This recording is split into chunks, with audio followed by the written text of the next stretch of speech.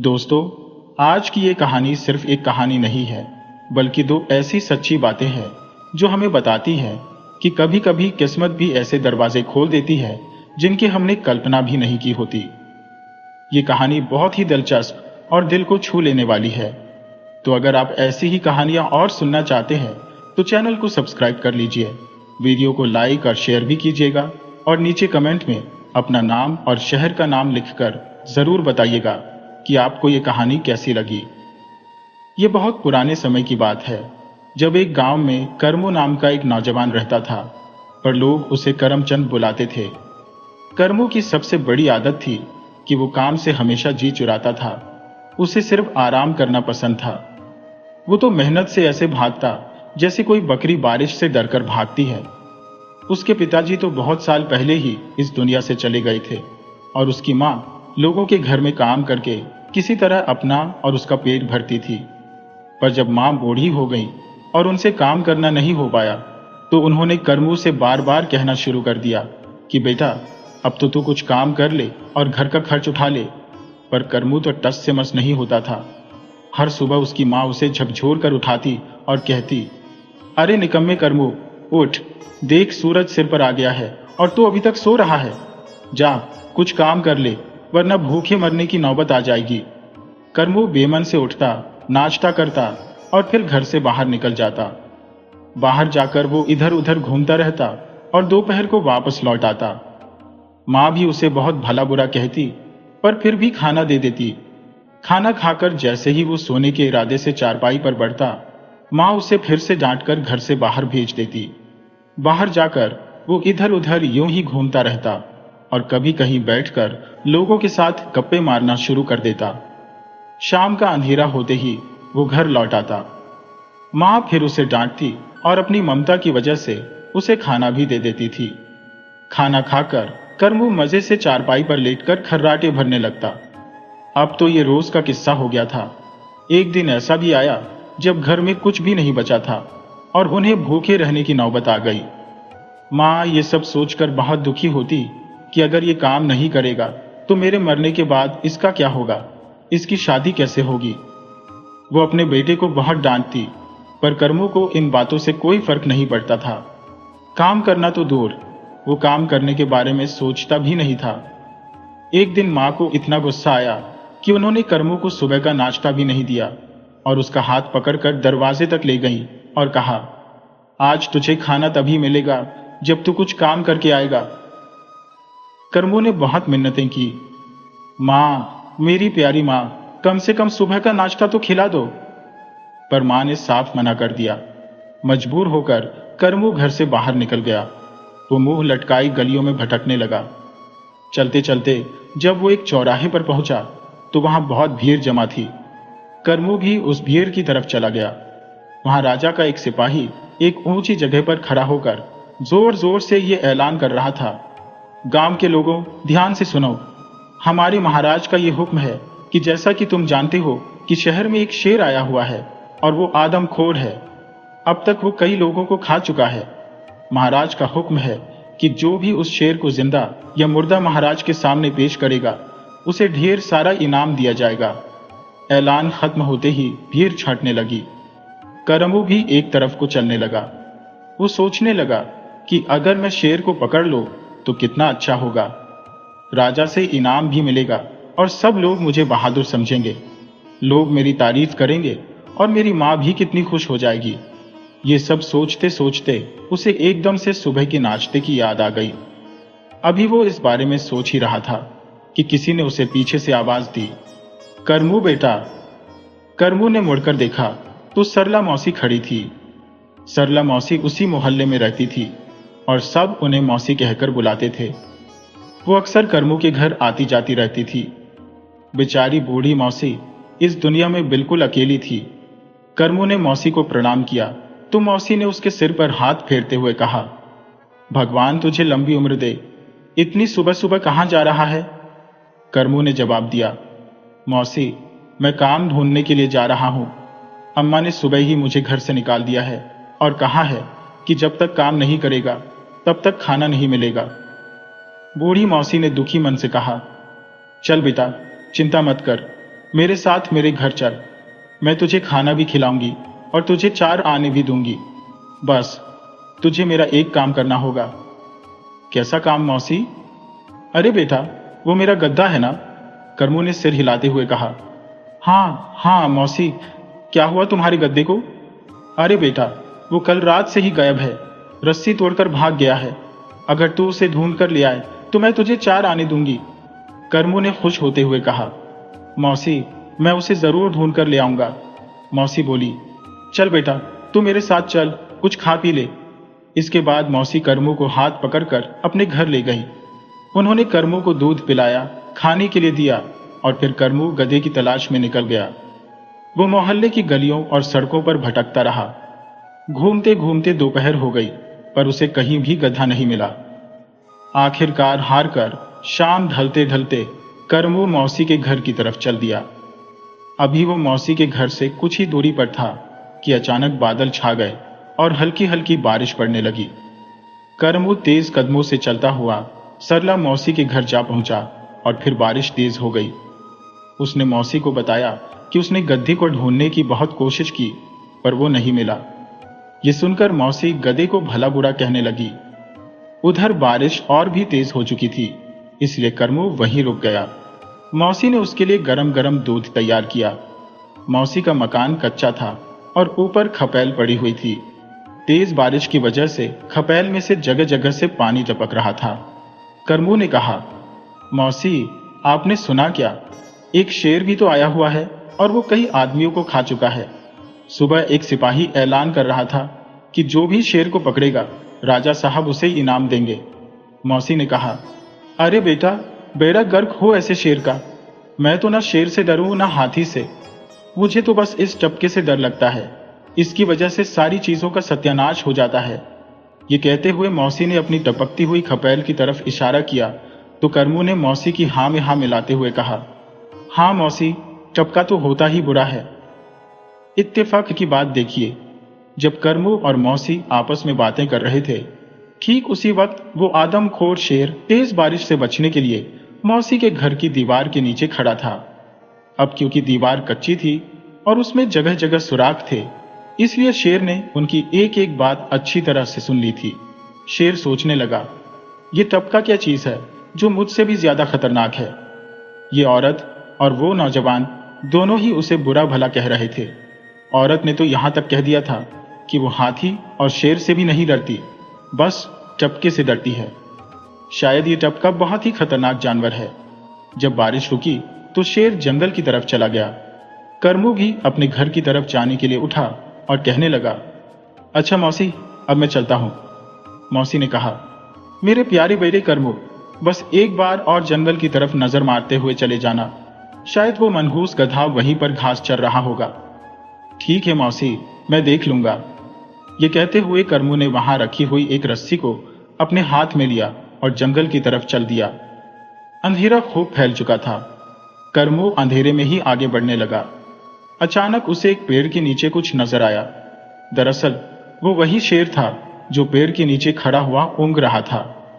अंधेरे की वजह से करमू उसे गधा समझकर तेजी से उसकी तरफ बढ़ा और उसे 2 लातें जमा दी और बोला, तू यहां पर खड़ा है मनहूस, दिन भर से तुझे ढूंढ रहा था। थोड़ी देर पहले मिल जाता तो बुढ़िया मुझे 4 आने भी दे देती। मैं तुझे ढूंढने के लिए जगह जगह भटका और तू यहां पर आ टपका। अचानक हुए इस हमले से शेर घबरा गया था और जब उसने करमू के मुंह से टपका शब्द सुना तो उसकी सिट्टी पिट्टी गुम हो गई। सोचने लगा कि शायद ये वही टपका है जिसके बारे में वो बुढ़िया कह रही थी।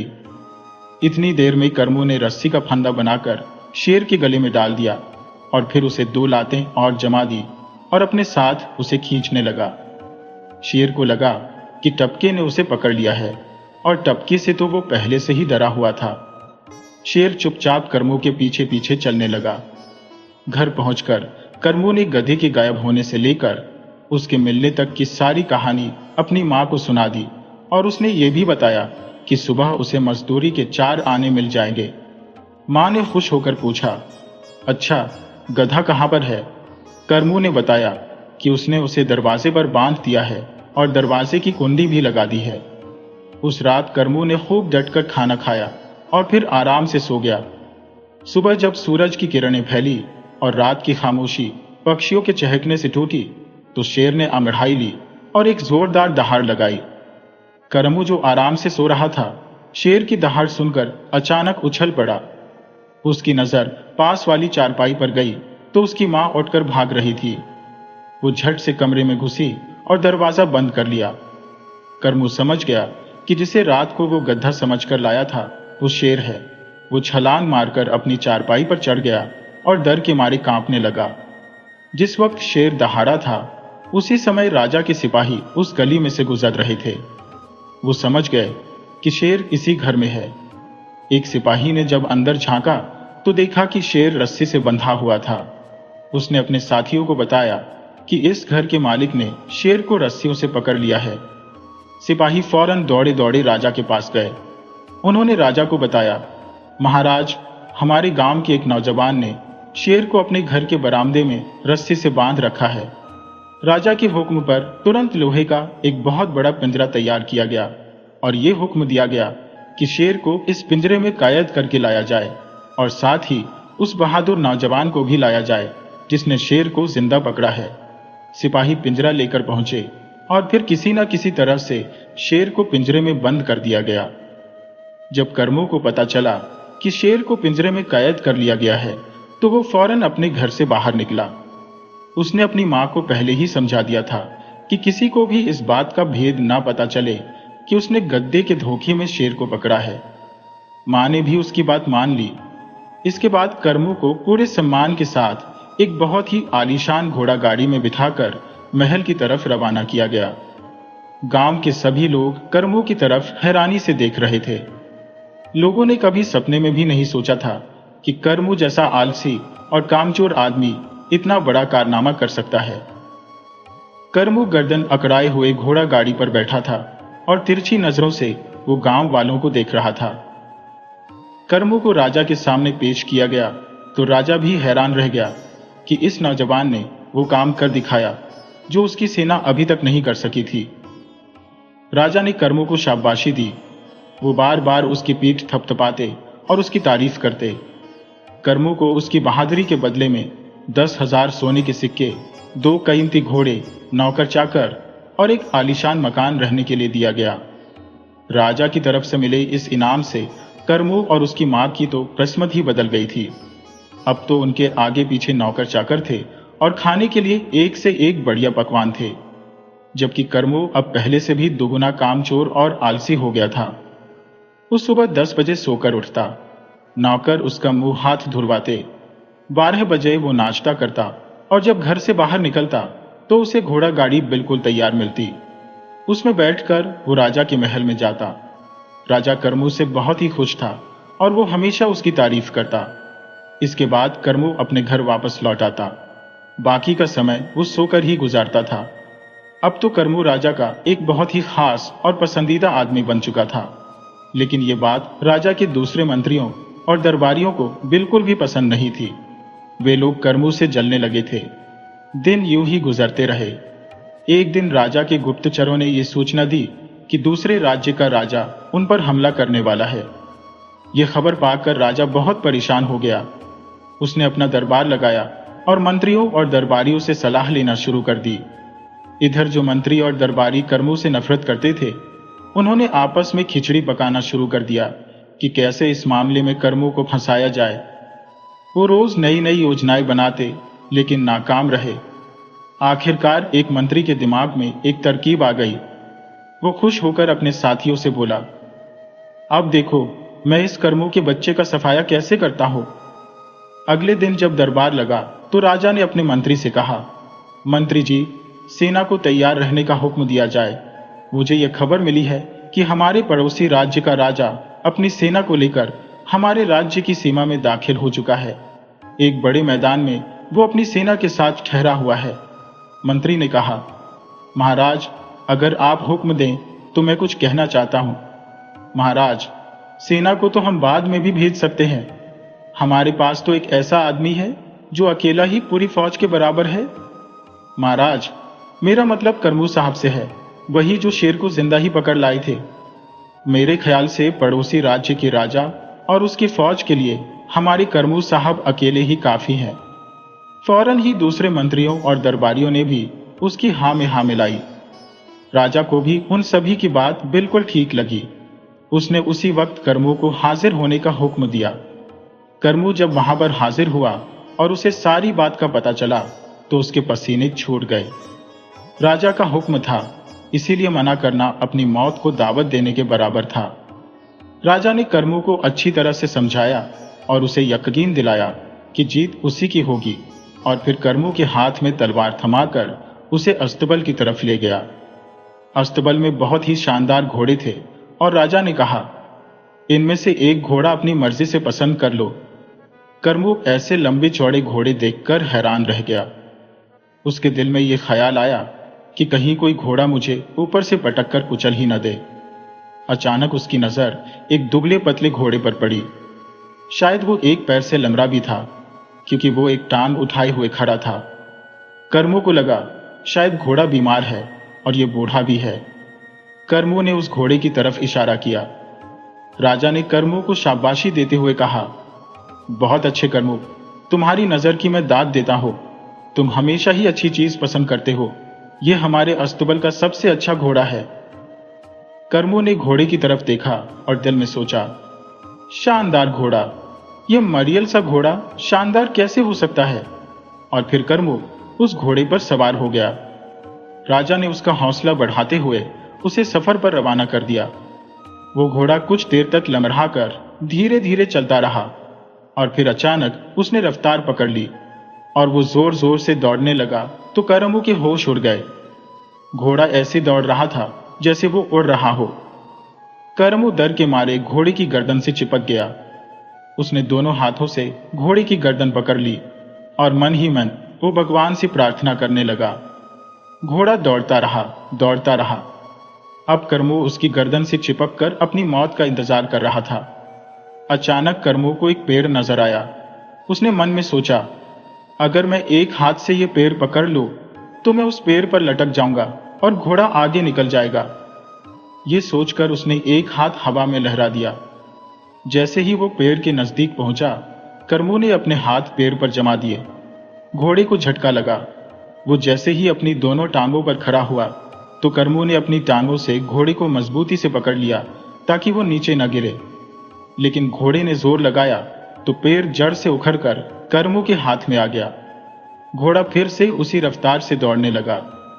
करमू डर के मारे पेड़ को हाथ में ही पकड़े रहा। दूसरी तरफ दुश्मन सेना के राजा ने अपने एक सिपाही को हुक्म दिया कि किसी ऊंची जगह पर खड़े होकर देखो कि दूसरी तरफ से सेना आ रही है या नहीं। सिपाही हुक्म मिलते ही एक ऊंचे टीले पर चढ़ गया। उसने जो देखा वो चौंक गया। वो घबराकर पीछे हटा और लुढ़कता हुआ नीचे पहुंचा। राजा ने हैरानी से पूछा, क्या हुआ? अरे सरकार, अन्नदाता महाराज, एक आदमी हमें मारने के लिए पेड़ लेकर आ रहा है। राजा ने गुस्से से कहा, क्या बकते हो? और फिर राजा खुद टीले पर चढ़ गया तो उसका भी वही हाल हुआ। वो घबराकर नीचे उतरा और चीख कर बोला, जल्दी जल्दी वापस भागो, अब तो भगवान ही हमें बचा सकते हैं। एक आदमी पेड़ लेकर आ रहा है, बाकी के सैनिक पता नहीं क्या क्या लेकर आ रहे होंगे हमें मारने के लिए। इनसे निपटना हमारे बस की बात नहीं है। और फिर दुश्मन की सेना सिर पर पैर रखकर वहां से भाग गई। करमू का घोड़ा वहीं पर आकर रुक गया जहां पर दुश्मन की सेना रुकी थी। मैदान बिल्कुल खाली था। घोड़ा जैसे ही रुका, करमू घोड़े से नीचे उतरा। वो हाँफ रहा था। जब उसकी सांसें काबू में आई तो उसने देखा कि सारा मैदान खाली पड़ा था। उसका घोड़ा कुछ दूरी पर पानी पी रहा था। करमू समझ गया कि दुश्मन की फौज भाग चुकी है। थोड़ी ही देर में महाराज भी अपनी फौज के साथ वहां पर आ गए। वहां पर सिर्फ करमू, जड़ से उखड़ा हुआ पेड़ और करमू का घोड़ा था। राजा ने फौरन घोड़े से उतरकर करमू की पीठ थपथपाई और फिर अपनी सेना से कहने लगा, देखा तुम लोगों ने इस बहादुर सिपाही को? ये पेड़ उखाड़कर दुश्मनों से मुकाबला करने के लिए आया था और दुश्मन इसे देखते ही भाग गए। अब तो करमू से जलने वाले हैरान रह गए। करमू के इस कारनामे पर भी राजा ने उसे ढेरों इनाम दिए और उसे अपना मंत्री बनाने का ऐलान कर दिया। जब करमू अपने घर वापस आया तो उसने अपनी मां को सारा हाल सुनाया और कहा, अम्मा, अच्छा यही होगा कि हम ये राज्य छोड़ दें। 2 बार तो किस्मत ने मेरा साथ दिया, जिसे मेरी बहादुरी समझा गया, पर तीसरी बार ना जाने क्या होगा। इसलिए हमें रातों रात अपना सामान लपेटकर यहाँ से निकल जाना चाहिए। जान है तो जहान है, और वैसे भी हमारे पास अब ढेर सारी दौलत हो चुकी है। हम दूसरी जगह जाकर आराम से जीवन बिता सकते हैं। और फिर उसी रात करमू और उसकी मां चुपचाप वो शहर छोड़कर कहीं दूर चले गए। तो दोस्तों, ये तो थी किस्मत और बहादुरी की एक अनोखी कहानी। पर एक और कहानी है जो बताती है कि इंसान की असली ताकत कहाँ होती है। सुनिए। बात उस समय की है जब एक राज्य पर एक बहुत ही नेक दिल और न्यायप्रिय राजा राज करता था। उसके न्याय के चर्चे चारों तरफ फैले हुए थे। एक दिन की बात है, राजा बड़े ठाट बाट के साथ अपनी सवारी पर निकला। मंत्री, सेनापति और सैनिकों का काफिला उसके साथ था। राजा की जय जयकार हो रही थी। थोड़ी ही देर के बाद राजा की सवारी नगर के बाहर के इलाके में पहुंची। ये एक ऐसी सड़क थी जो जंगल के बहुत ही पास से गुजरती थी। तभी अचानक एक हादसा हो गया। एक पत्थर राजा के सिर में आकर लगा और खून बहने लगा। एक ही पल में चारों तरफ हड़कंप मच गया। सुरक्षा सैनिकों के लिए यह बड़े ही ताज्जुब की बात थी। राजा भी इस बात से बहुत परेशान थे। इस घटना की जांच की जिम्मेदारी राजा के सुरक्षा सैनिकों को दी गई। जांच पड़ताल करने के बाद गुनहगार को पकड़ लिया गया और उसे राजा के सामने दरबार में पेश किया गया। महाराज की हैरानी की कोई सीमा ना रही, क्योंकि वो गुनहगार एक बेसहारा विधवा औरत थी जो बहुत ही बुरी हालत में थी। डर के मारे उसके मुंह से एक शब्द भी नहीं निकल रहा था, ना ही उसने राजा की तरफ मुंह उठाकर देखा। राजा ने हुक्म दिया कि अगर तुम्हें अपने बचाव में कुछ कहना है तो कहो। वो औरत हिम्मत करके बोली, महाराज, मैंने गुनाह किया है, मुझे मौत की सजा दी जाए। ये बात तो ठीक थी। उस औरत ने ऐसा गुनाह किया था जिसकी सजा उसे मिलनी चाहिए थी। राजा बोला, ये बात तो ठीक है, तुम्हारा गुनाह ऐसा है कि तुम्हें सजा मिलनी चाहिए, लेकिन मेरी समझ में नहीं आ रहा कि आखिर इसके पीछे क्या वजह थी। देवी, मुझे ये बताओ कि तुमने मुझे पत्थर क्यों मारा? आखिर मेरा गुनाह क्या था?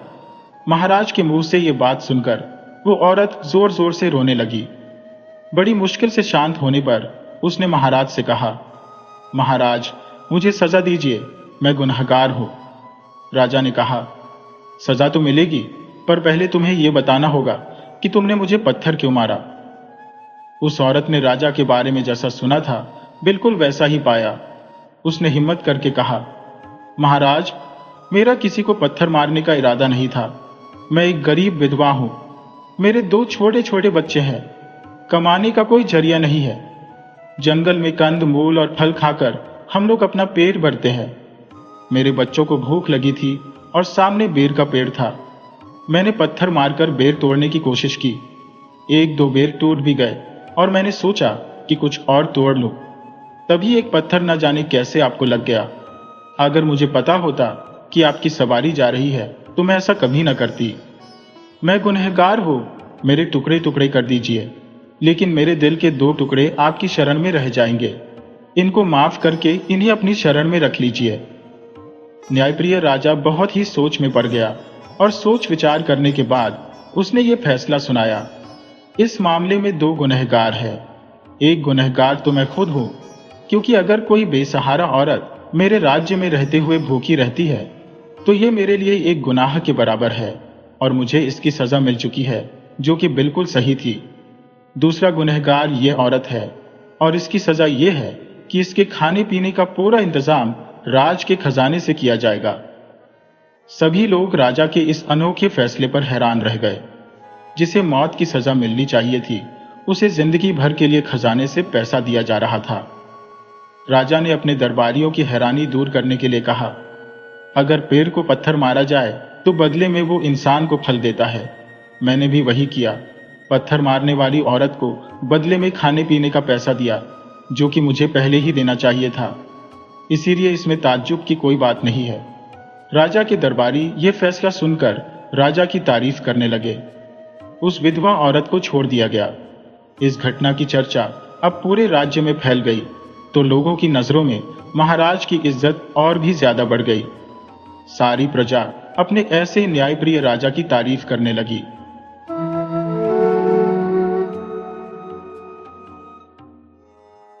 पुराने जमाने की बात है। एक छोटे से गांव में शरफू नाम का एक चरवाहा रहता था। उसका असली नाम तो शरीफ था, लेकिन उसकी सादगी और भोलेपन की वजह से सब उसे शरफू कहकर बुलाते थे। उसकी दुनिया बहुत छोटी सी थी, पर प्यार और सुकून से भरी हुई थी। उसके परिवार में उसके 2 प्यारे बच्चे थे, एक 7 साल का बेटा और एक 5 साल की बेटी। उसकी पत्नी के हाथों में तो जादू था। वो मामूली से खाने को भी इतना लजीज बना देती थी कि क्या कहना। उनका कच्चा घर उनके लिए किसी स्वर्ग से कम नहीं था। गरीबी उनके नसीब में थी। उन्हें अक्सर 2 वक्त की रोटी भी मुश्किल से मिलती थी। फिर भी उनके घर में ऐसी शांति थी जो बड़े बड़े अमीरों के घर में भी नहीं होती। सब अपनी छोटी सी दुनिया में बहुत खुश थे। शरफू हर सुबह उस वक्त उठता जब आसमान में तारे टिमटिमा रहे होते थे। अपनी लाठी उठाकर वो गांव के जमींदार के जानवरों का बड़ा सा झुंड हाँक कर चराने ले जाता। जमींदार हुकुम सिंह एक बहुत ही नेक दिल और दयालु आदमी थे, जो गांव के गरीबों से बहुत अच्छा बर्ताव करते थे। उनके पास बेशुमार दौलत थी, लेकिन वो उसे सिर्फ अपने पास नहीं रखते थे, बल्कि लोगों की भलाई और गांव की खुशहाली के लिए भी उसका इस्तेमाल करते थे। जरूरतमंदों की मदद करना, उनका हालचाल पूछना, अमीर गरीब सबके साथ एक जैसा सलूक करना, यही उनकी आदत थी। उनके यहाँ कई लोग काम करते थे और उन्होंने सबको ईमानदारी से काम सौंप रखे थे। जमींदार के इस अच्छे व्यवहार की वजह से उनके यहाँ काम करने वाले उनके काम को अपने घर का काम समझते थे और पूरी लगन से काम करते थे। जब हफ्ते का दिन आता तो जमींदार सबको बुलाकर उनका पूरा और सही हिसाब कर देते। कभी किसी के साथ कोई नाइंसाफी नहीं होती थी। इसी वजह से वो छोटा सा गांव बहुत खुशहाल था। लोग गरीब जरूर थे, पर उनके दिलों में प्यार और सुकून बसा हुआ था। शरफू भी उन्हीं गरीब पर खुश लोगों में से एक था। वो जमींदार के जानवरों को चराने का काम बहुत जिम्मेदारी से करता था। शरफू के चेहरे पर हमेशा एक मुस्कुराहट सी रहती थी। एक दिन की बात है, सुबह सुबह रोज की तरह शरफू अपने जानवरों के साथ गांव से दूर एक चारागाह की तरफ निकल गया। वो चारागाह ऐसी थी जहां दूर दूर तक हरी भरी घास फैली हुई थी और उसके बीचों बीच एक छोटी सी नदी बहती थी। ये नदी गर्मियों में अक्सर सूख जाती थी और इसमें पानी की जगह कीचड़ हो जाता था। आज भी नदी का पानी बहुत कम था, बस कीचड़ ही कीचड़ था। दिन भर जानवर खूब चरे। शरफू एक बरगद के पेड़ के नीचे आराम से बैठा हुआ था। पक्षियों के चहकने की आवाज से माहौल बहुत ही सुंदर लग रहा था। जब सूरज धीरे धीरे ढलने लगा और आसमान में नारंगी रंग छाने लगा, तो शरफू ने सारे जानवरों को गांव की तरफ हाँकना शुरू कर दिया ताकि वक्त पर सब घर पहुंच सके। लेकिन किस्मत ने आज उसके लिए कुछ और ही सोच रखा था। एक ऐसी मुश्किल जो उसकी जिंदगी बदल देने वाली थी। उसके जानवरों के झुंड में एक भारी भरकम भैंस थी जो थोड़ी लापरवाह थी और अपने आसपास से बेखबर थी। वो चलते चलते अचानक नदी के ऐसे हिस्से में चली गई जहां कीचड़ बहुत गहरा था। भैंस वहीं फंस गई। उसने निकलने की बहुत कोशिश की, मगर वो जितनी कोशिश करती उतनी ही गहरी धंसती चली जाती। उसका आधा शरीर कीचड़ में डूब चुका था और वो हर हरकत के साथ और नीचे जा रही थी। एक पल के लिए तो शरफू को लगा कि यह मामूली बात है, भैंस खुद ही बाहर निकल आएगी। मगर जब भैंस ने जोर लगाया और वो और गहरी धंसती चली गई, तो शरफू के दिल की धड़कनें तेज हो गईं।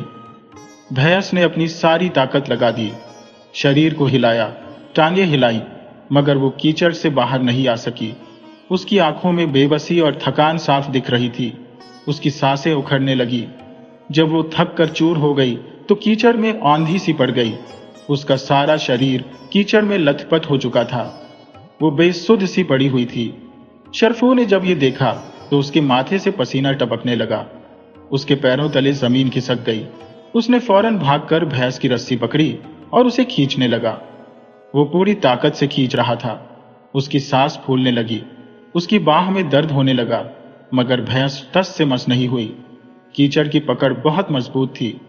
भैंस का भारी वजन होने के कारण वो कीचड़ में और भी ज्यादा धंसती जा रही थी।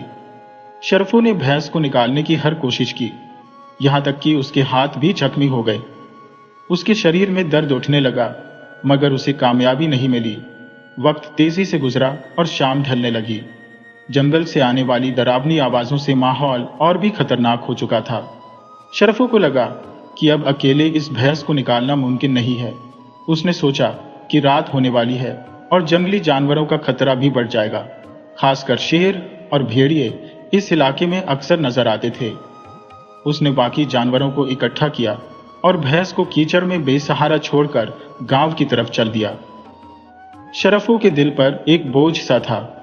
वो अपनी भैंस को इस हालत में छोड़कर नहीं जाना चाहता था, लेकिन उसके पास कोई दूसरा रास्ता नहीं था। उसके दिल में बस यही ख्याल आ रहा था कि भैंस का क्या होगा। गांव पहुंचकर शरफू ने सभी जानवरों को उनके बाड़े में बांधा और फिर सीधा जमींदार के घर की तरफ भागा। रात का अंधेरा हो चुका था। गांव में खामोशी छाई हुई थी। जमींदार अपने घर के आंगन में एक पुरानी सी चारपाई पर बैठे किसी से बात कर रहे थे। शरफू की परेशानी उसके चेहरे पर साफ दिखाई दे रही थी। जमींदार ने उसे देखते ही भांप लिया कि जरूर कोई खास बात है। जमींदार बोले, क्या हुआ शरफू, इतने परेशान क्यों हो? शरफू ने हांफते हुए सारी बात जमींदार को बता दी कि कैसे भैंस कीचड़ में फंस गई और वो उसे लेकर आने में नाकाम रहा।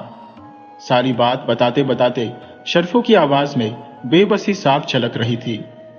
वो लगभग रोने की हालत में था। जमींदार ने ध्यान से उसकी बात सुनी। जमींदार के चेहरे पर कोई नाराजगी नहीं थी। उन्होंने शरफू को तसल्ली देते हुए कहा, कोई बात नहीं शरफू, तुम फिक्र मत करो। रात बहुत हो चुकी है, अंधेरे में कुछ भी करना मुश्किल है। हम सुबह गांव के कुछ ताकतवर लोगों को लेकर जाएंगे और भैंस को आसानी से निकाल लेंगे। इसमें कोई बड़ी बात नहीं है।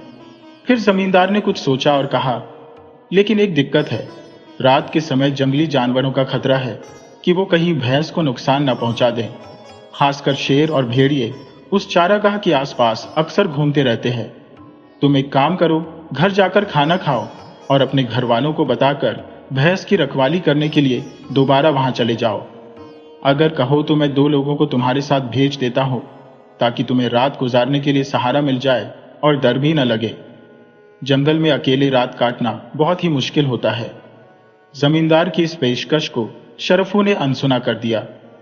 उसका दिल इस बात पर राजी नहीं था कि वो अपने काम के लिए दूसरों को परेशान करे। उसे अपने ऊपर पूरा भरोसा था। उसने बुलंद आवाज में कहा, नहीं मालिक, डर की कोई बात नहीं है। ईश्वर मेरा मालिक है। मैं अकेला ही चला जाऊंगा और भैंस की देखभाल अच्छे से कर लूंगा। सुबह आप लोग कुछ लोगों को भेज दीजिएगा तो हम उसे निकाल लाएंगे। मुझे परमात्मा पर पूरा यकीन है कि वो मुझे हर मुश्किल से निकाल लेते हैं। जमींदार ने शरफू की इस हिम्मत और लगन को सराहा और उसे जाने की इजाजत दे दी। उन्हें शरफू पर पूरा भरोसा था। इसके बाद शरफू जमींदार से इजाजत लेकर सीधा अपने घर की तरफ लौट गया। गांव की तंग गलियां रात के सन्नाटे में डूबी हुई थी। सिर्फ हवा की सरसराहट और दूर से कुत्तों के भौंकने की आवाज सुनाई दे रही थी। वैसे तो शरफू परेशान था, लेकिन उसने अपने चेहरे से मायूसी को हटाया, क्योंकि वो जानता था कि अगर उसने जरा सी भी कमजोरी दिखाई तो उसकी पत्नी, जो पहले से ही फिक्रमंद है, वो और भी परेशान हो जाएगी। शरफू ने घर के दरवाजे पर दस्तक दी। उसकी पत्नी ने फौरन दरवाजा खोल दिया। पत्नी ने बड़ी ही नरमी से कहा, आज आपको आने में बहुत ही देर हो गई। मैं कब से आपका इंतजार कर रही थी। मेरा तो दिल डूबा जा रहा था। बच्चों को भी नींद नहीं आ रही थी, वो भी आपके ही बारे में पूछ रहे थे। शरफू अंदर आया। उसने अपनी टूटी हुई खाट पर बैठकर अपनी पत्नी को सारी बात विस्तार से बताई कि कैसे भैंस कीचड़ में फंस गई और वह जमींदार के कहने पर रात भर भैंस की रखवाली करने के लिए जा रहा है। उसने ये भी बताया कि जमींदार ने उसे 2 आदमी साथ ले जाने की पेशकश की थी, लेकिन वो नहीं माना। उसकी पत्नी ने जब सुना कि उसका पति रात भर अकेले जंगल में भैंस की रखवाली करेगा, तो उसकी आंखों में डर साफ साफ दिखाई देने लगा। उसका रंग पीला पड़ गया। उसने कांपती हुई आवाज में पूछा, तो क्या आप अकेले ही रात भर वहां पर रहेंगे? उसका पूरा शरीर डर से कांप रहा था। उसके दिल में जंगली जानवरों का डर बसा हुआ था। उसने कहा, किसी जंगली जानवर ने आपको नुकसान पहुंचा दिया तो मेरे बच्चों का क्या होगा? मुझे तो भूत प्रेत का भी डर लगा रहता है। जंगल में अकेले जाकर क्या करोगे? पत्नी लगभग गिड़गिड़ाते हुए कहने लगी, नहीं, आप वहां पर अकेले नहीं जाएंगे। जमींदार साहब से कहकर किसी और को भिजवा दें या फिर अपने साथ एक दो लोग और ले जाए।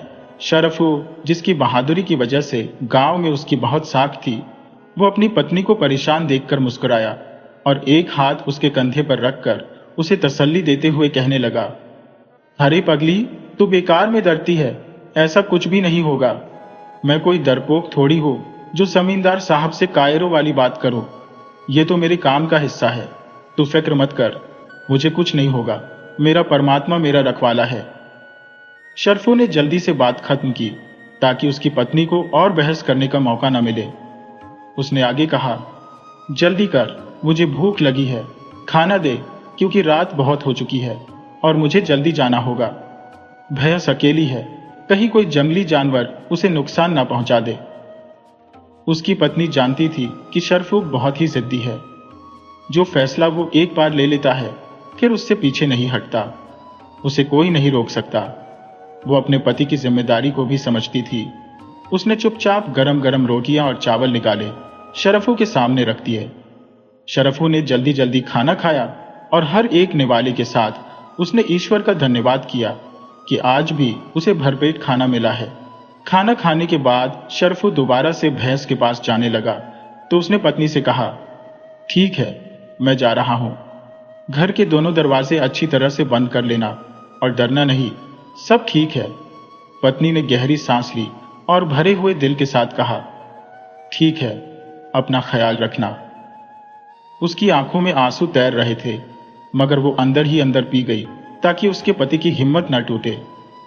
शरफू ने अपनी लाठी अपने साथ ली और अकेला ही जंगल की तरफ चल दिया। गांव की हल्की रोशनियों से दूर वो आहिस्ता आहिस्ता सुनसान जंगल के अंदर दाखिल होता जा रहा था। रात की खामोशी में उसके कदमों की आहट सुनाई दे रही थी। जंगल में कदम रखते ही माहौल में एक अजीब सा डर फैल गया। पैरों की परछाइयां ऐसे लग रही थी जैसे वो शरफू का पीछा कर रही हो। दूर से किसी लोमड़ी की आवाज और उल्लू की चीखें उसके दिल की धड़कनों को तेज कर रही थी। अंदर ही अंदर वो डर से लड़ रहा था, एक ऐसी लड़ाई जिसके बारे में सिर्फ वही जानता था। उसकी हिम्मत और जिम्मेदारी उसे आगे बढ़ने पर मजबूर कर रही थी, मगर इंसान होने के नाते उसके दिल में डर भी था। वो हर कदम फूंक फूंक कर रख रहा था। लाठी को उसने मजबूती से पकड़ा हुआ था। उसके दिमाग में उसकी पत्नी और बच्चों के मासूम चेहरे घूम रहे थे। वो किसी भी हालत में हार नहीं मानना चाहता था। तकरीबन आधे घंटे तक पैदल चलने के बाद वो उस नदी के नजदीक जा पहुंचा जहां पर भैंस फंसी हुई थी। चारों तरफ खामोशी थी, सिर्फ जंगली जानवरों की भयानक आवाजें ही आ रही थी। उसे दूर से ही भैंस की गहरी सांसों की आवाज सुनाई दे रही थी। वहां पहुंचकर उसने देखा कि भैंस कीचड़ में उसी तरह से बेबसी से फंसी हुई थी। वो बहुत थक चुकी थी और उसकी आंखें बहुत दुखी थी। वो बेजान सी लग रही थी। शरफू भैंस की ऐसी हालत देखकर बहुत दुखी हुआ।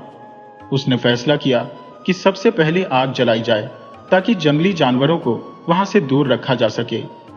उसने आसपास से कुछ सूखी लकड़ियां और घास इकट्ठी की और फिर पत्थरों की मदद से वहां पर आग जला दी।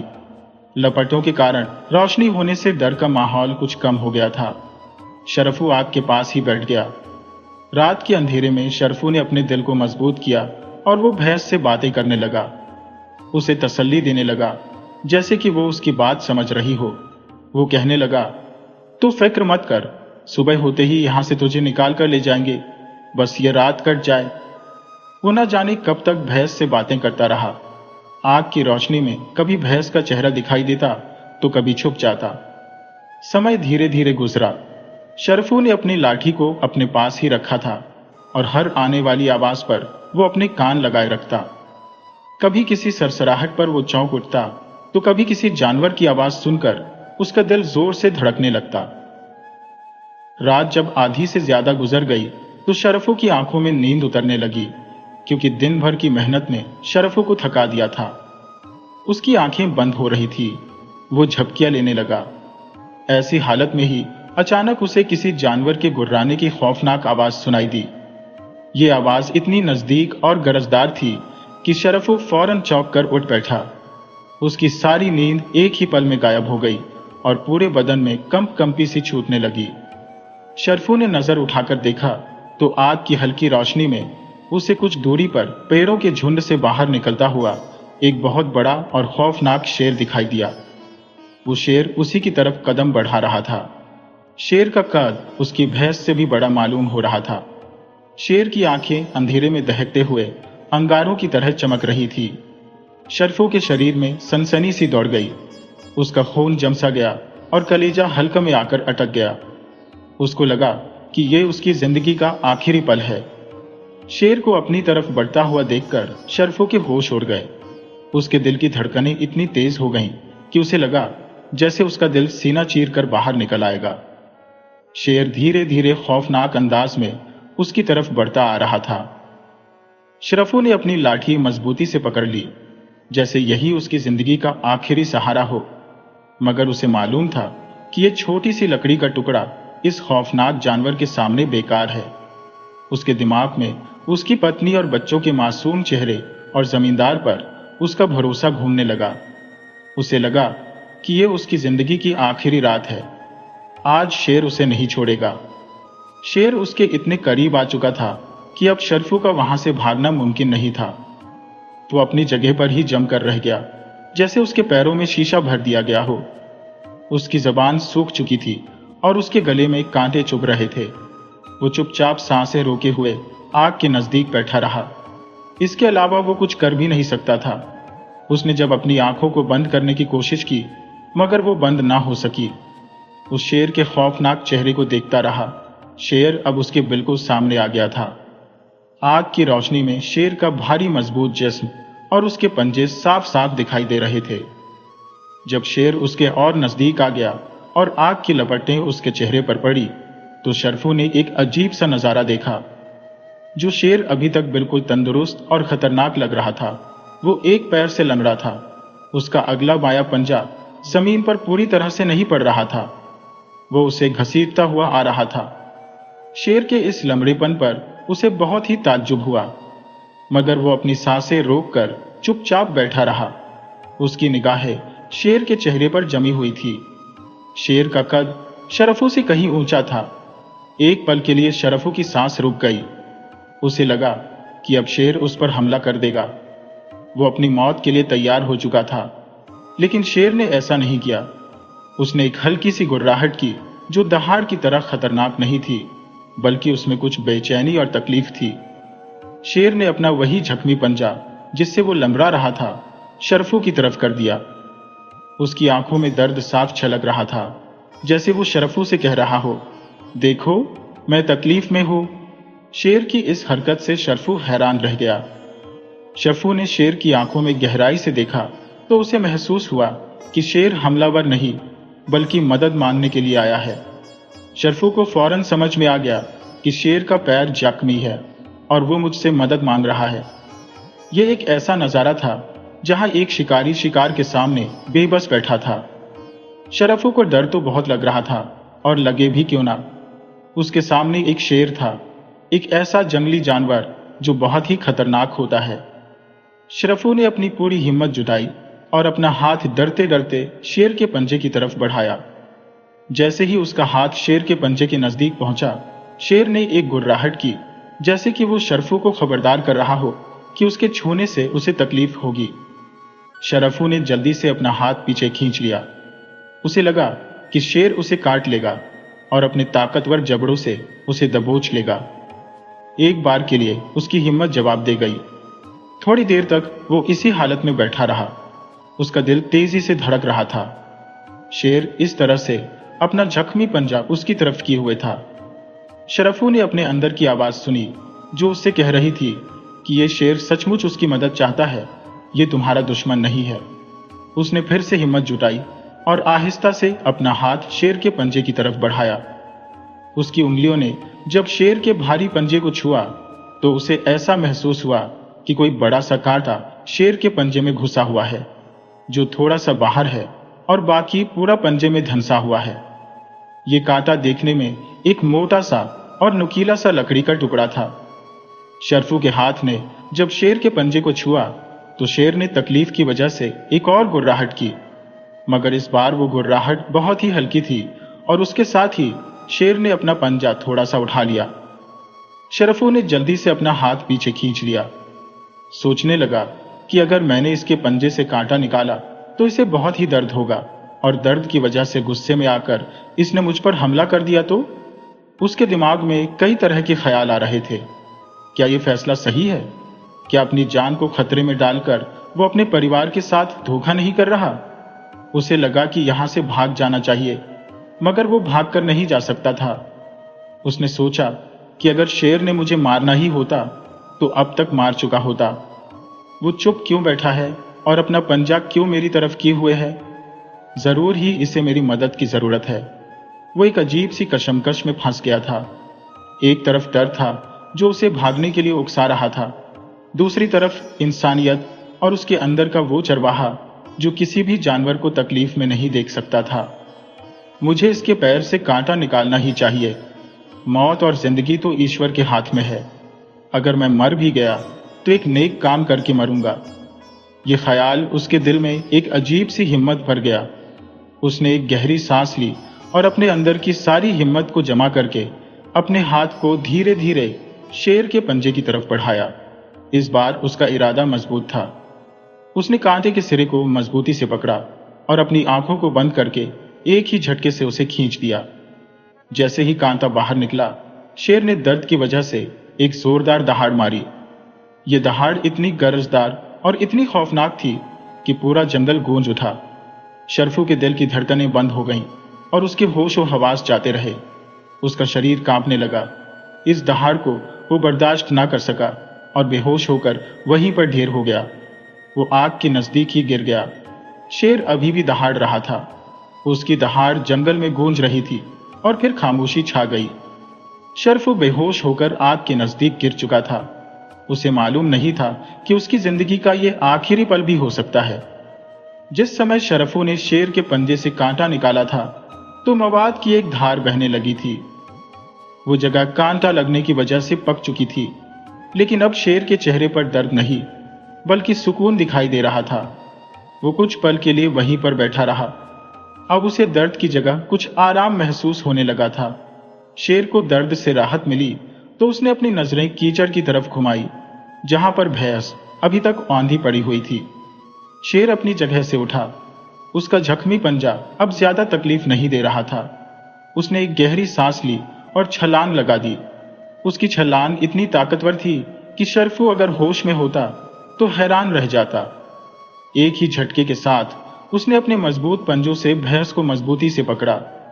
जो भैंस अभी तक बिना हिले डुले बेजान सी पड़ी हुई थी, शेर की इस अचानक हरकत से वो हड़बड़ा गई। उसकी आंखें डर से फैल गईं। शेर ने अपनी पूरी ताकत लगाई और एक ही बार में भैंस को कीचड़ से बाहर निकाल दिया, और फिर उसने जोर से अपने शरीर को झटका। उसके जिस्म पर जो कीचड़ लगा था वो झटके की वजह से किनारे पर फैल गया। भैंस डरी हुई थी, लेकिन उसके शरीर पर कोई जख्म नहीं था।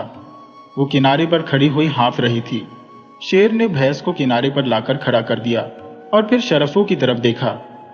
शेर ने उसे सूंघा और उसकी हालत का जायजा लिया।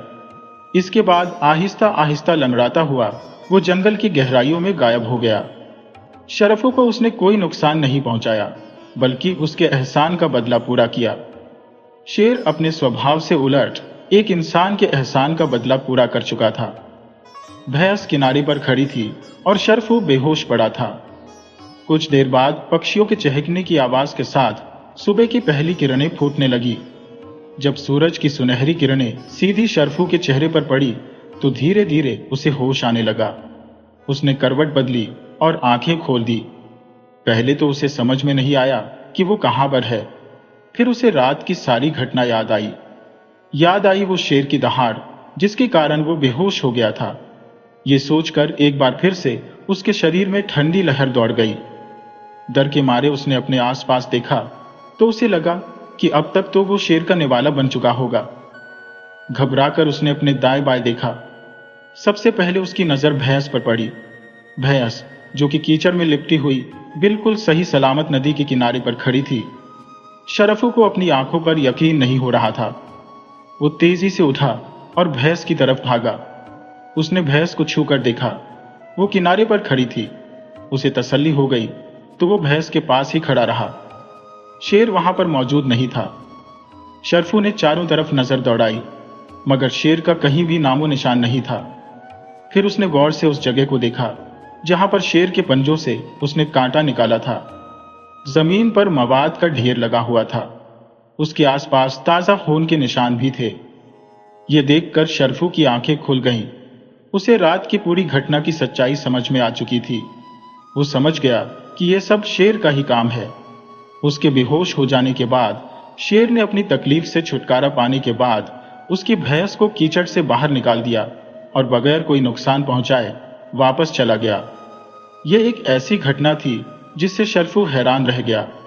उसने कभी सोचा भी नहीं था कि एक खूंखार शेर ये सब कर सकता है। वो किसी के एहसान का बदला भी चुका सकता है। उसका ईश्वर पर विश्वास और भी ज्यादा मजबूत हो गया। उसने भगवान को धन्यवाद किया क्योंकि ना सिर्फ उसकी जान बच गई बल्कि उसकी भैंस भी सही सलामत थी। और फिर शरफू अपनी भैंस को लेकर अपने गांव की तरफ चल दिया। जब वो गांव में पहुंचा तो जमींदार और कुछ गांव वाले उसे रास्ते में ही मिल गए। जमींदार को भी रात भर नींद नहीं आई थी। वो शरफू और भैंस के लिए बहुत परेशान था। शरफू को भैंस के साथ सही सलामत देखकर वो हैरान रह गया। उसने हैरानी से पूछा, शरफू, तुम भैंस को कीचड़ से बाहर निकाल कर ले आए? तुमने तो कहा था कि यह एक आदमी के बस की बात नहीं है। शरफू ने गहरी सांस ली और फिर जमींदार को रात की सारी घटना विस्तार से बता दी। जब लोगों ने ये बात सुनी तो उन्हें शरफू की बात पर यकीन नहीं हो रहा था। जमींदार ने शरफू से कहा, वाकई तुम एक बहुत ही बहादुर आदमी हो। तुमने अपनी बहादुरी का सबूत दिया। जमींदार की नजरों में शरफू के लिए इज्जत अब और भी बढ़ गई थी। शरफू की यह कहानी पूरे गांव में जंगल की आग की तरह फैल गई। लोग उसकी हिम्मत पर हैरान थे। इस घटना ने शरफू को न सिर्फ एक बहादुर चरवाहा बना दिया बल्कि उसके जीवन का एक बहुत ही बड़ा सबक भी उसे सिखाया। शरफू की बहादुरी की चर्चा दूर दूर तक फैल गई। लोग उसे इज्जत की नजर से देखने लगे। उसने ये बात साबित कर दी कि सच्ची इंसानियत और नेक इरादे बड़े से बड़े खतरे को भी झेल सकते हैं। तो दोस्तों, इस कहानी से हमें यही सीख मिलती है कि इंसान की असली बहादुरी और नेकी उसके दिल में होती है। और जब हम किसी की मदद बिना किसी स्वार्थ के करते हैं तो भगवान भी हमारी मदद करने के लिए किसी न किसी रूप में आते हैं। अगर ये कहानी आपके दिल को छू गई हो तो इसे लाइक और शेयर जरूर कीजिएगा। और हाँ, हमारे चैनल को सब्सक्राइब करना मत भूलिएगा।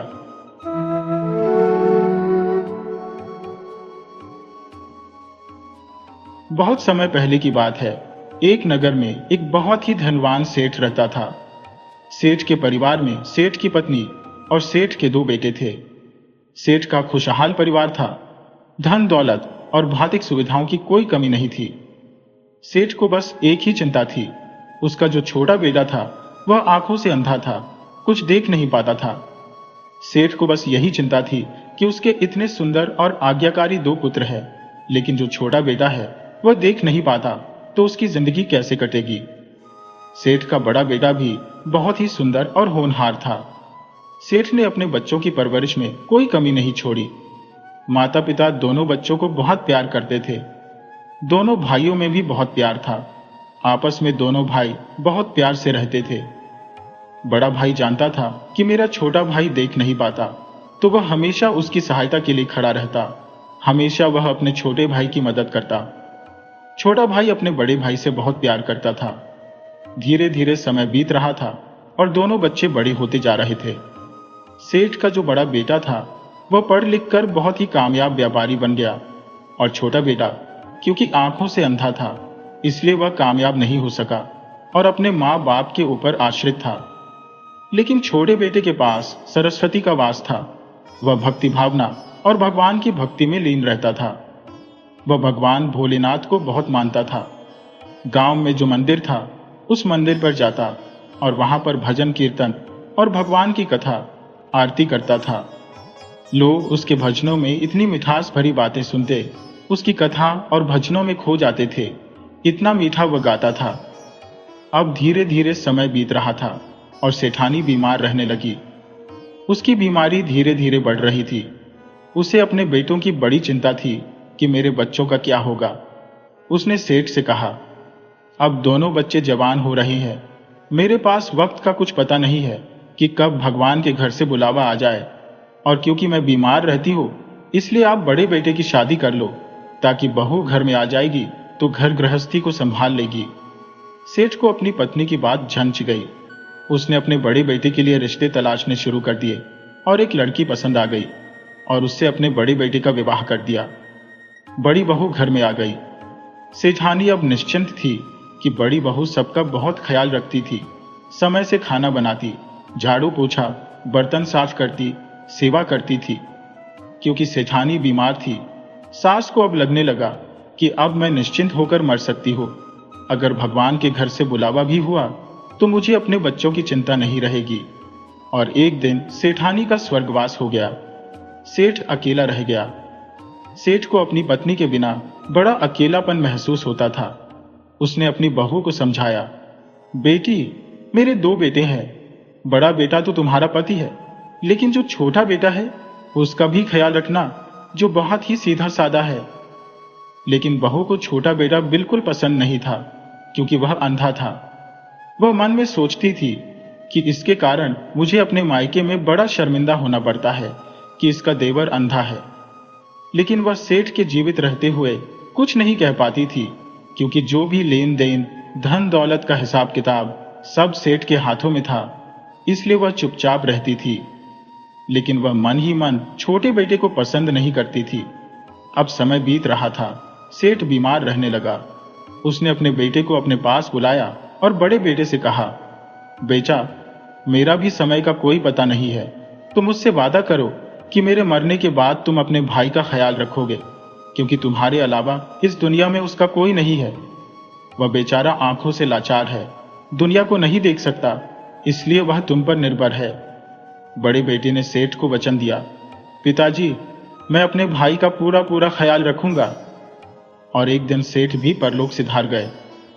अब जो छोटा बेटा था वह नितांत अकेला हो गया, परंतु उसका बड़ा भाई उसे बहुत प्यार करता था। खाने पीने की पूछता, अपनी पत्नी से कहता कि मेरे भाई के लिए हर चीज का ख्याल रखे। लेकिन उसकी पत्नी को किसी का डर नहीं था। अब वह काम करती और जो देवर था उसको तरह तरह के ताने मारती। यह अंधा मेरी छाती पर पटक दिया, इसको मैं कब तक बर्दाश्त करूंगी। पति के सामने तो वह कुछ नहीं बोलती, लेकिन पीछे वह अपने देवर को बड़े बड़े ताने मारती। देवर भी चुपचाप सुनता, लेकिन वह कभी अपने भाई को नहीं बोलता था। वह सोचता था कि अगर मैं भाई को बोलूंगा तो मेरा भाई समझेगा कि मेरी पत्नी सेवा नहीं करती। मेरा भाई मेरी पत्नी पर लांछन लगा रहा है, इसलिए वह कुछ नहीं बोलता, चुपचाप सुनता। जब उसका भाई काम पर जाने के लिए तैयार होता तो वह अपने भाई से कहता, भैया, मुझे मंदिर में छोड़ जाना। उसका भाई अपने भाई को मंदिर में छोड़ जाता ताकि उसका भी समय कट जाए।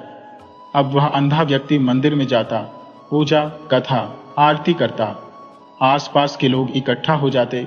उसके भजनों में इतना दर्द और इतनी मिठास होती थी कि स्वयं भगवान भी सुनने के लिए आ जाते थे। लोग उसे बड़े आदर से देखते थे, लेकिन घर में भाभी को यह सब पसंद नहीं था। वह अपने पति को सिखाना शुरू कर दिया, इसका हम क्या करेंगे? सारा दिन तो खाता रहता है, करता कुछ नहीं है। इसके चक्कर में मैं सारा दिन लगी रहती हूँ। उसका पति कहता, कोई बात नहीं, मेरा भाई अंधा है तो मैं क्या करूं? इसकी जिम्मेदारी अब हमारी है। लेकिन उसकी पत्नी उसकी एक नहीं सुनती थी। धीरे धीरे अब वह पति के आगे भी अपने देवर को डांटने लगती, ताना देने लगती। पति उसको बहुत समझाता तो वह अपने पति से कहती, मैं अपने पीहर चली जाऊंगी या मैं फांसी लगाकर मर जाऊंगी। अब पति का भी दिमाग खराब हो जाता।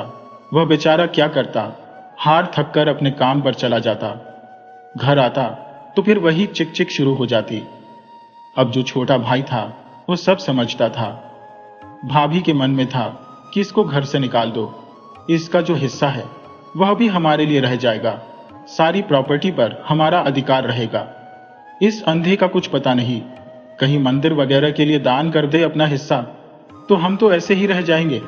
इसलिए समय से पहले ही मुझे कुछ कदम उठाना होगा। अब समय बीत रहा था, भाभी प्रेग्नेंट हो गई। जब उसके पेट में बच्चा था तो एक दिन उसने अपने देवर से कहा, तुम ये घर छोड़कर चले जाओ, नहीं तो मेरे होने वाले बच्चे पर भी तुम्हारा असर होगा। अगर वह अंधा हो गया तो मैं किसको क्या मुंह दिखाऊंगी, मेरी तो सारी जिंदगी खराब हो जाएगी। ये बात छोटे भाई को लग गई। जब उसका भाई आया तो उसने अपनी पत्नी को बहुत डांटा तो वह कहने लगी, मैं कुएं में गिरकर मर जाऊंगी, अपने होने वाले बच्चे की भी हत्या कर दूंगी। इस पर अंधा देवर कहने लगा, नहीं भाभी, तुम्हें कहीं जाने की जरूरत नहीं है, तुम घर में रहो, मैं जंगल में चला जाऊंगा। उसने अपने भाई से कहा, भैया तुम मुझे जंगल में छोड़ दो, मैं वहां कुटिया में रह लूंगा। तब उसकी भाभी कहने लगी, मंदिर पर रहकर क्या हमारी नाक कटवाओगे? गांव के लोग तो यही कहेंगे कि हमने इसे रखने से मना कर दिया। तब अंधा भाई कहने लगा, भैया तुम मुझे गांव से दूर थोड़ा जंगल है, उसमें मुझे छोड़ दो, मैं जंगल में कुटिया में रह लूंगा। तब उसका भाई अपने भाई के गले मिलकर रोने लगा, कहने लगा, मरते समय मैंने बाबूजी को वचन दिया था, मैं तुझे कैसे छोड़ दूं, मेरे सिवा तेरा कौन है। लेकिन जब अंधे भाई ने अपने बड़े भाई को समझाया, भैया अगर मेरी वजह से घर में कलह है तो मैं जंगल में रह लूंगा, तुम जब भी मन करे मुझसे मिलने आते रहना। तो उसके भाई ने कहा, ठीक है, मैं तुझे जंगल में छोड़ दूंगा, लेकिन तेरी कुटिया भी बनवा दूंगा, पीने के लिए कुआं भी खुदवा दूंगा, तेरी सब जरूरतों की पूर्ति करवा दूंगा, लेकिन खाना मैं रोज अपने घर से भिजवाऊंगा। इस पर दोनों भाइयों ने सहमति जताई और बड़ा भाई छोटे भाई को लेकर जंगल में चला गया। जंगल में जाकर एक अच्छी सी जगह देखकर उसने उसके लिए कुटिया बनाई। वहीं पर उसने एक छोटा सा मंदिर बना दिया और उसके लिए जो भी सुख सुविधाएं थी, जो उसे जरूरत थी, उन सब चीजों की व्यवस्था कर दी। अब खाना रोज दोनों टाइम सेठ का नौकर उसके लिए लेकर जाता था। अब जंगल में तो मंगल था। वह अंधा लड़का इतना अच्छा गाता था, इतनी अच्छी कथा करता था कि जंगल के देवता स्वयं महादेव, पार्वती सामान्य मनुष्य का रूप धारण करके उसकी कथा सुनने आने लगे। उसका मन रम गया। वैसे भी वह भोलेनाथ की भक्ति में लीन रहता था। एक दिन नौकर खाना देने गया तो देखा कि अंधा लड़का कथा कर रहा है और उसके पास लोगों की भीड़ बैठी है। नौकर भी उसकी कथा सुनता था, उसे भी बड़ा आनंद आता था। एक दिन उसका भाई कहने लगा, मेरे भाई के क्या हाल है? तो नौकर कहने लगा, भैया आपके छोटे भाई तो बड़े मजे में रहते हैं, पता नहीं कहां कहां से लोग आते हैं उनकी कथा सुनने के लिए, उन्हें तो बिल्कुल समय नहीं होता और भी बड़े मस्त रहते हैं। ये सुनकर उसके भाई को मिला कि चलो भाई खुश है।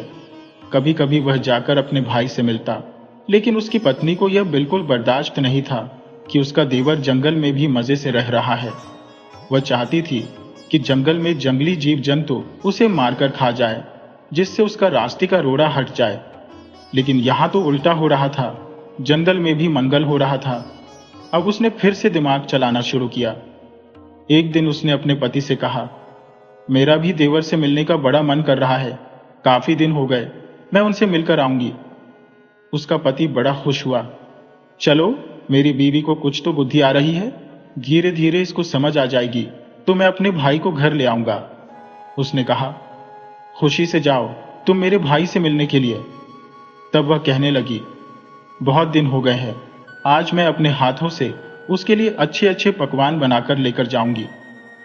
उसने हलवा पूड़ी, जो भी उसे अच्छा लगता था, सब चीज उसकी पसंद की बनाई और बोली, आज मैं उसे मिलने जाऊंगी। भाई को नहीं पता था कि उसकी पत्नी के मन में क्या विचार चल रहे हैं, वह क्या षड्यंत्र रच रही है।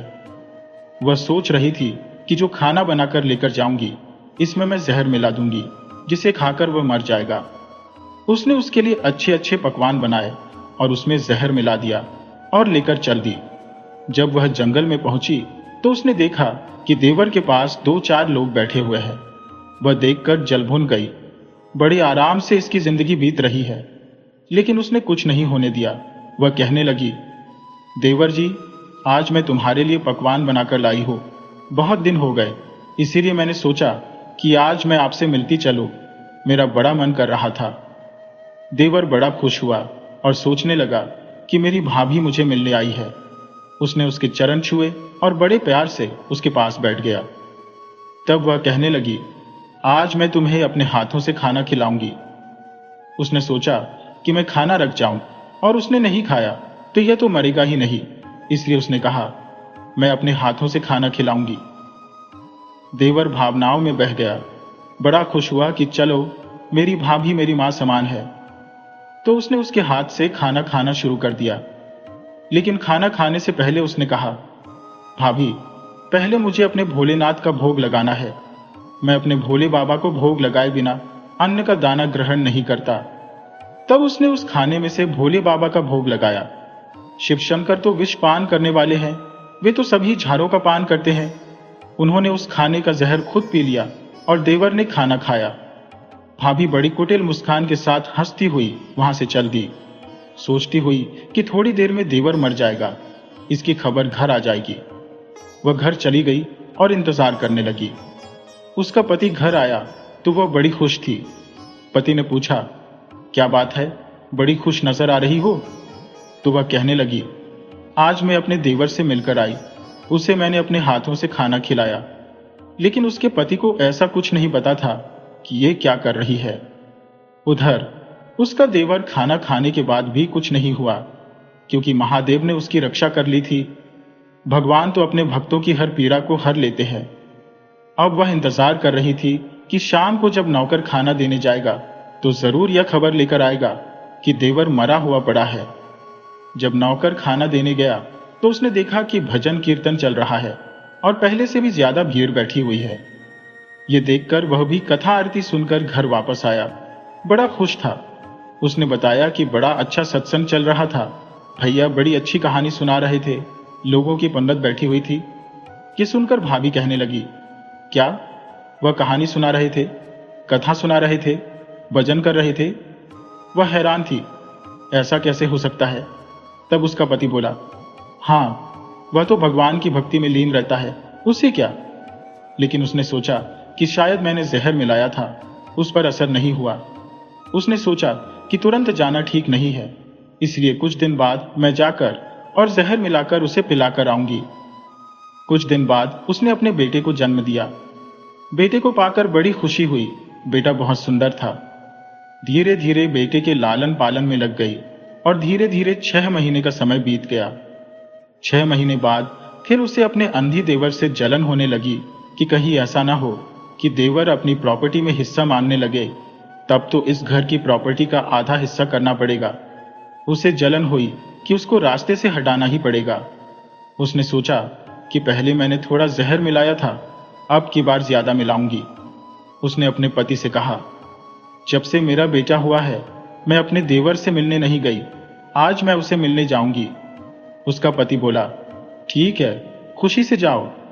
वह बोली, मैं खाली हाथ नहीं जाऊंगी, आज मैं उसके लिए बढ़िया सी दूध की खीर बनाकर लेकर जाऊंगी, अच्छे अच्छे मेवे डालूंगी। पति बड़ा खुश हुआ। चलो, बेटा हो गया है तो इसको मेरे भाई की कदर होने लगी है, इसका मन बदल रहा है तो मैं अपने भाई को जंगल से घर ले आऊं। लेकिन उसे क्या पता था कि उसकी पत्नी क्या षड्यंत्र रच रही है। उसने उसके देवर के लिए खीर बनाई, उसमें काफी सारे मेवे डाले, बहुत अच्छी तरह पति को खिलाई। पति ने कहा, बहुत अच्छी है। पति के जाने के बाद उसने खीर में बहुत ज्यादा जहर मिला दिया और लेकर जंगल की तरफ चल दी। जंगल में पहुंचकर उसने अपने अंधी देवर से कहा, देवर जी, जब से तुम्हारा भतीजा आया है तब से मैं आपसे मिलने नहीं आ पाई। देवर बड़ा खुश हुआ, भतीजे के बारे में पूछने लगा, भाभी, मेरा भतीजा दिखने में कैसा है, कैसा लगता है, कैसा रंग है, किस पर गया है? तरह तरह की बातें करने लगा। उसे बड़ी खुशी थी कि भाभी उससे मिलने आई है। तब वह कहने लगी, मैं तुम्हारे लिए खीर बनाकर लाई हूं, बड़ी खुशी की बात है। वह बोली, तुम खुद अपने हाथों से खिलाऊंगी। देवर ने खीर खाने से पहले भगवान भोलेनाथ का भोग लगाया। भगवान भोलेनाथ और माता पार्वती यह देखकर अचंभित थे कि भाभी अपने देवर को मारने पर तुली हुई है और देवर अपनी भाभी को मां समान समझता है। तभी महादेव और पार्वती माता ने एक ब्राह्मण और ब्राह्मणी का रूप बनाया और वहां पर प्रकट हो गए। तभी उसने देवर को खीर खिलाने की कोशिश की, लेकिन तुरंत ही ब्राह्मण और ब्राह्मणी ने कहा, सेठानी जी, आपका बच्चा बड़ी जोर जोर से रो रहा है, उसको कुछ हो गया है। लोगों की भीड़ आपके घर जुटी हुई है, आप तुरंत जाइए। ये सुनते ही वह खीर का कटोरा फेंककर उल्टे पांव घर की तरफ भागी। जब वह घर पहुंची तो सच में लोगों की भीड़ इकट्ठा थी। उसने अपने बच्चे को उठाया, देखा तो बच्चा कुछ नहीं बोल रहा था। बच्चे के मुंह से झाग निकल रही थी, शरीर नीला पड़ गया था। ये देखकर वह रोने लगी, मेरे बच्चे को क्या हो गया? अभी तो मैं इसको छोड़कर गई थी, इतने में इसको क्या हो गया? उसका पति काम पर गया था और लोग कहने लगे कि हमारे बच्चे को किसी की नजर लग गई है। लेकिन उसका क्रोध फूट पड़ा, वह अपने देवर को गाली देने लगी। यह सब कुछ उस अंधी की वजह से हुआ है। मैं उसे खाना देने गई और मेरे बच्चे की यह हालत हो गई। लेकिन उसके पति ने उसे समझाया, मेरे भाई का क्या दोष है? तुम्हारा बच्चा तो घर पर था। लेकिन बच्चे के मुंह से झाग निकल रही थी, शरीर नीला पड़ गया था। यह देखकर उसकी बोलती बंद हो गई, क्योंकि वह जानती थी कि उसने जो खीर बनाई थी उसमें जहर था और शायद बच्चे ने उसमें से थोड़ा खा लिया होगा। दरअसल जब वह खीर लेकर गई थी तो घर में जो बर्तन था उसमें थोड़ी खीर रह गई थी और बच्चा खेल रहा था। उसने थोड़ी सी खीर अपने मुंह में डाल ली, जिससे बच्चे के प्राण पखेरु उड़ गए। लेकिन वह अपने ऊपर संदेह नहीं आने देना चाहती थी, इसलिए उसने अपने देवर को भला बुरा कहना शुरू कर दिया। जब उसका भाई अपने छोटे भाई के पास पहुंचा और रोने लगा, भैया, मेरे बच्चे को पता नहीं क्या हो गया है, उसके मुंह से झाग निकल रहे हैं। तो अंधा भाई कहने लगा, तुम तो महादेव के परम भक्त हो, उनसे प्रार्थना करो कि मेरे बच्चे को ठीक कर दो। तब अंधा भाई कहने लगा, भैया, मैं अभी भगवान से प्रार्थना करूंगा कि हमारे घर के चिराग को ठीक कर दे। अब वह अंधा भाई जोर जोर से ढोलक बजाने लगा, भजन गाने लगा। उसका गला बैठने लगा, लेकिन वह नहीं रुका। ढोलक बजाते बजाते उसके हाथों से खून आने लगा, लेकिन वह नहीं रुका। उसे तो अपने भतीजे की जान की परवाह थी। उसका सत्या देखकर भगवान भोलेनाथ सशरीर प्रकट हो गए और कहने लगे, पुत्र, क्या मानते हो? वरदान लो, मैं तुम्हारी भक्ति से बड़ा प्रसन्न हो। अंधा भाई बोला, बाबा, मुझे कुछ नहीं चाहिए, बस हमारे घर के चिराग को ठीक कर दो, मेरे भाई की संतान को जीवित कर दो, वरना मेरे भाई मुझे दोष देंगे। भगवान कहने लगे, ठीक है, तुम्हारा पुत्र ठीक हो जाएगा। यह कहकर वे अंतर्धान हो गए। तभी उसका बड़ा भाई आया और कहने लगा, बच्चा ठीक हो गया। यह सुनकर वे भगवान की जय जयकार करने लगे। लेकिन तभी उसकी नजर पड़ गई जो खीर का कटोरा था, जिसे उसकी पत्नी लेकर आई थी। उसने देखा कि एक कुत्ता था। उसने खीर खाई और मर गया। उसके मुंह से भी वही झाग निकल रही थी। तब उसने अपने भाई से पूछा, ये खीर तुमने खाई क्या? वह कहने लगा, भाभी मुझे खिलाने वाली थी, लेकिन तभी गांव से एक आदमी और औरत आए। उन्होंने कहा कि तुम्हारे बच्चे को कुछ हो गया है, तो भाभी खीर का कटोरा फेंककर भाग गई, इसलिए मैंने नहीं खाई। यह सुनकर बड़ा भाई समझ गया कि उसकी पत्नी ने उसके भाई को मारने की कोशिश की थी। उसने अपने भाई को कहा, तुझे जंगल में रहने की कोई जरूरत नहीं है। और घर आकर उसने अपनी पत्नी को बड़े गुस्से में पुकारा। उसकी पत्नी बाहर आई और कहने लगी, देखो, हमारा बच्चा ठीक है। उसने अपनी पत्नी को 2 झापड़ लगाए और कहा, यह खीर तुमने बनाई थी ना? उसकी पत्नी चुप रही, क्योंकि सच्चाई सामने थी। तब उसका पति कहने लगा, मेरे भाई को खत्म करके अपना घर बसाने चली थी, तभी तो भगवान ने तुझे इतनी बुरी सजा दी कि तेरे बच्चे को ही मार दिया। ये तो मेरे भाई की दुआओं का असर है कि आज हमारा बच्चा जीवित है, और तू इस महान आत्मा को मारने चली थी। तभी वहां पर महादेव और पार्वती प्रकट हुए और उन्होंने कहा, इसकी भक्ति में इतनी शक्ति है कि हम लोग रोज इसकी कथा सुनने आते हैं। और उन्होंने आशीर्वाद दिया और अंधे भाई की आंखें ठीक हो गई। अब उसकी भाभी महादेव से क्षमा याचना करने लगी। महादेव कहने लगे, तुमने इसके साथ धोखा किया, लेकिन अब तुम्हें अक्ल आ गई है। उसका पति कहने लगा, मैं इस दुष्ट पत्नी को घर में नहीं रखूंगा। लेकिन अंधा भाई, जिसकी अब आंखें ठीक हो गई थी, कहने लगा, भैया, यह हमारे घर की इज्जत है, हमारी लक्ष्मी है, मेरी मां के समान है। उसने अपनी भाभी को माफ कर दिया। उसके बाद सब लोग सुखपूर्वक उस घर में रहने लगे। कुछ दिनों बाद अंधे भाई, जो अब देख सकता था, उसका विवाह एक अच्छी लड़की से कर दिया गया। अब उनके दिन बड़े मजे से गुजर रहे थे।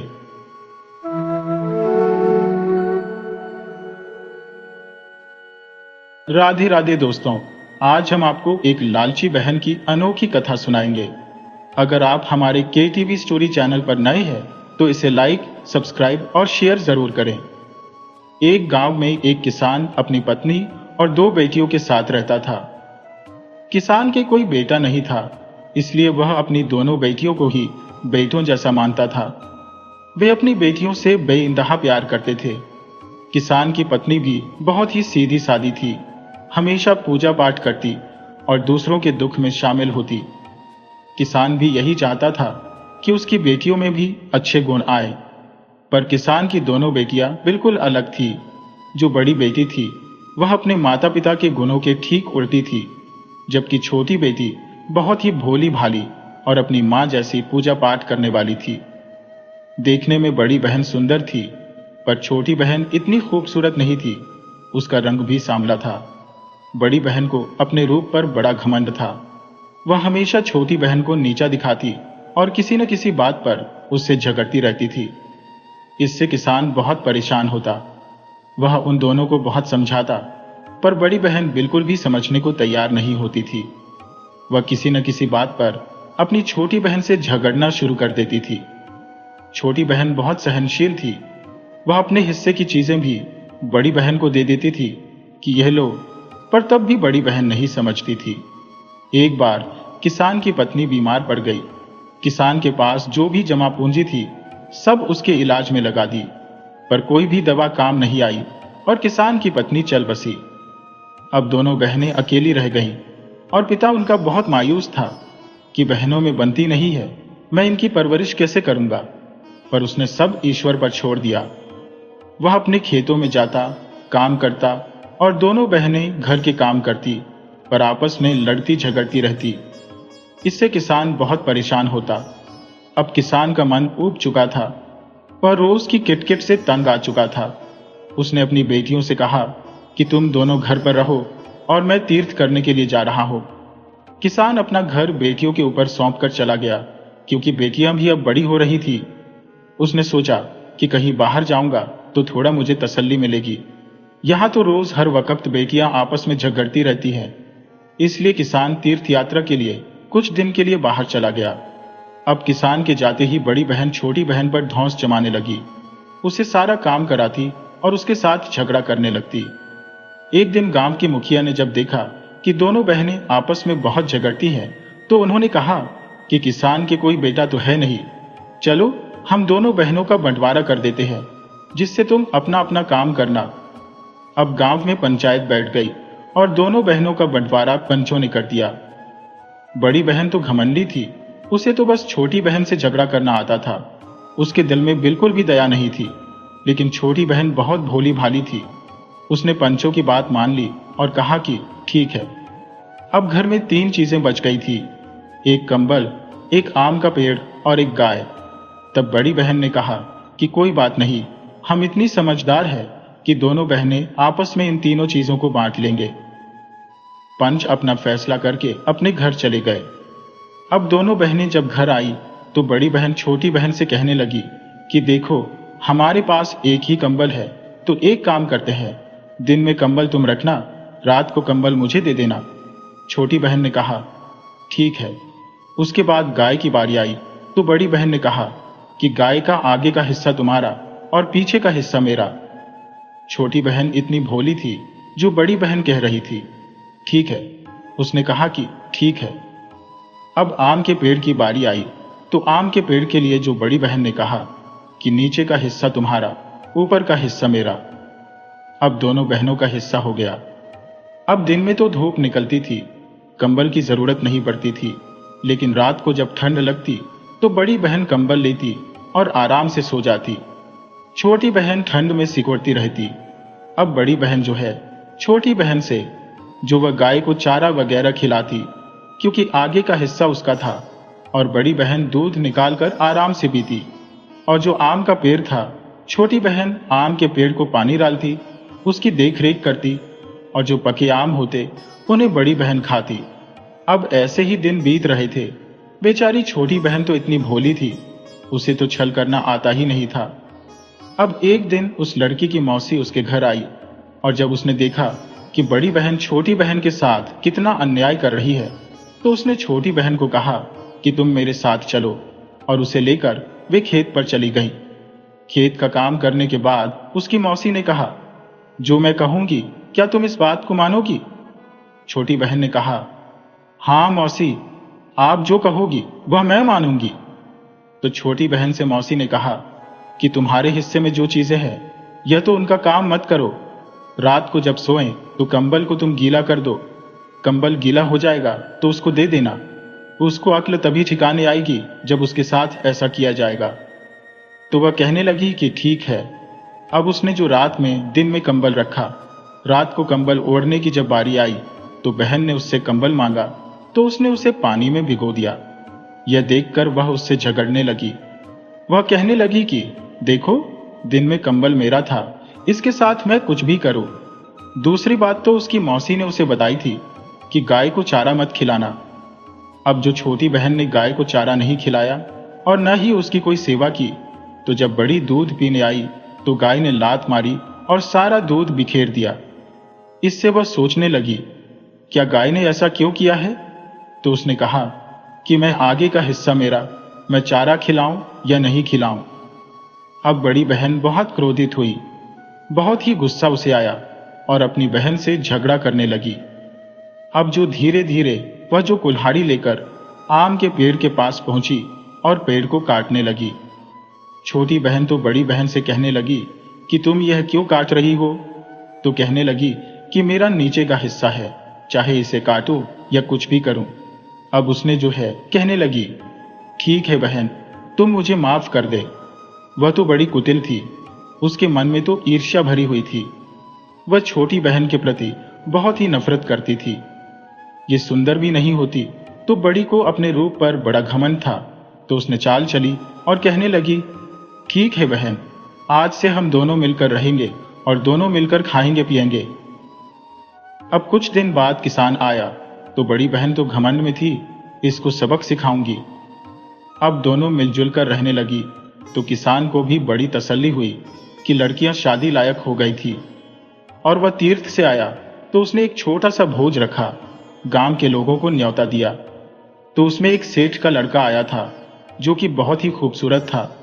अब बड़ी बहन छोटी बहन से कहने लगी कि देखना, यह लड़का कितना सुंदर है, जरूर इसका रिश्ता मेरे लिए ही आएगा क्योंकि मैं हूं इतनी सुंदर। लेकिन वह छोटी बहन को भी पसंद आ रहा था, पर वह कुछ बोली नहीं यार। और संयोग से हुआ भी ऐसे ही, सेठ के लड़के का रिश्ता बड़ी बहन के लिए आया। छोटी बहन को इससे बहुत दुख हुआ और वह सोचने लगी, भगवान ने मेरे साथ ऐसा क्यों किया? और वह यह बात बर्दाश्त नहीं कर सकी और जंगल की तरफ निकल गई। जंगल में जाते हुए उसे एक बुढ़िया माई मिली। बुढ़िया माई कहने लगी, बेटी तुम कहाँ जा रही हो? तो छोटी बेटी ने कहा कि मैं अपने जीवन से तंग आ गई हूं। भगवान ने मुझे कैसा बनाया, हर समय कोई न कोई मुझे ताने मारता रहता है। मेरी मनपसंद की कोई एक बात नहीं होती। मैं अपने जीवन से ऊब गई हूं, इसलिए मैं जंगल में जा रही हूं। कोई जंगली जीव जंतु मुझे खा जाएगा और मैं अपने जीवन से छुटकारा पा लूंगी। लेकिन वह बुढ़िया माई कहने लगी, बेटी अपनी भलाई कभी मत छोड़ना, हमेशा अच्छा करना, तो तुम्हारे साथ हमेशा अच्छा ही होगा।